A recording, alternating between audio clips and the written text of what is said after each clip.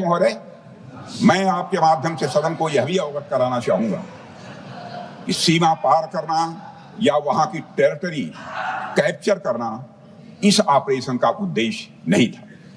Operation सिंदूर प्रारंभ करने का मकसद था अध्यक्ष महोदय उन टेरर नर्सरीज को खत्म कर देना जिन्हें पाकिस्तान ने बरसों से पाला पोसा था।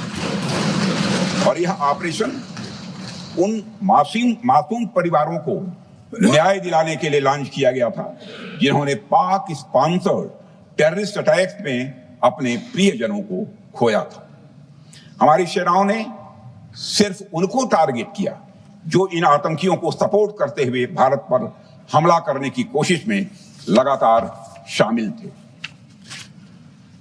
अध्यक्ष महोदय, ऑपरेशन सिंदूर का ओवरऑल पॉलिटिको मिलिट्री ऑब्जेक्टिव यह था कि आतंकवाद के रूप में प्रॉक्सी वार लड़ रहे पाकिस्तान को सजा दी जाए और इसी वजह से आर्म फोर्सेस को पूरी आजादी दी गई थी कि वो अपने टारगेट खुद चुने और करारा जवाब दें।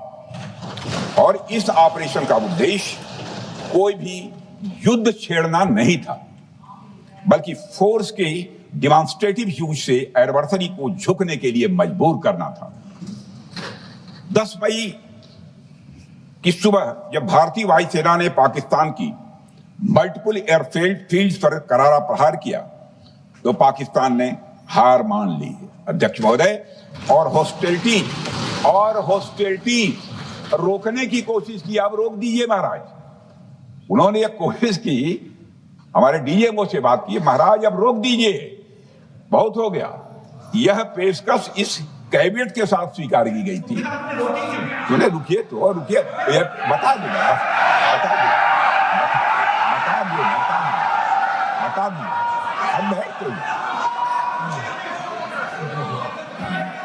आपको मौका मिलेगा।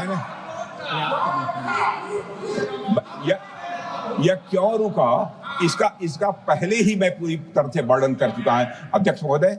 मैं नेता प्रतिपक्ष को बहुत सम्मान के साथ कहना चाहता हूं कि कृपया एक बार मेरा पूरा भाषण पूछ लें। आपको प्रश्न पूछने की पूरी आजादी है, आप पूछ सकते हैं, मैं उसका उत्तर दूंगा।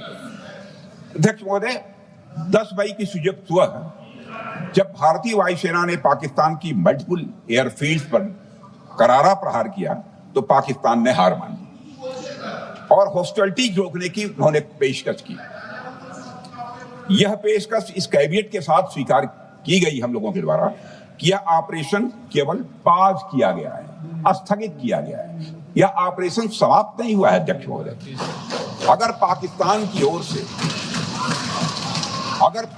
की ओर से भविष्य में कोई भी मिस एडवेंचर हुआ तो यह ऑपरेशन अध्यक्ष महोदय, मैं सदन को आश्वस्त करना चाहता हूं, दोबारा प्रारंभ हो।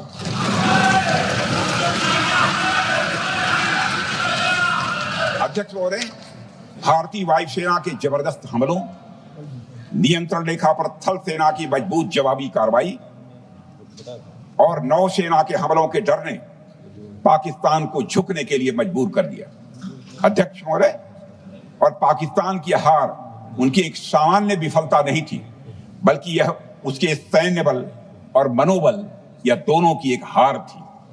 10 मई को पाकिस्तान के डीजीएमओ ने भारत के डीजीएमओ से संपर्क किया और सैन्य कार्रवाइयों को रोकने की अपील की।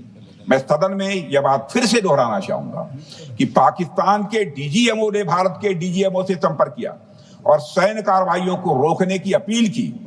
12 मई को दोनों देशों के डीजीएमओ के बीच औपचारिक संवाद हुआ और दोनों पक्षों ने सैन्य कार्रवाइयों पर विराम लगाने का निर्णय लिया।